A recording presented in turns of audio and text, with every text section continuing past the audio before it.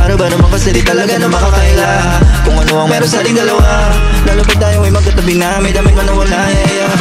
Tinatago kasi nga mahalaga, iniingatan na makita ng iba, kasi malam mo nakakain kita.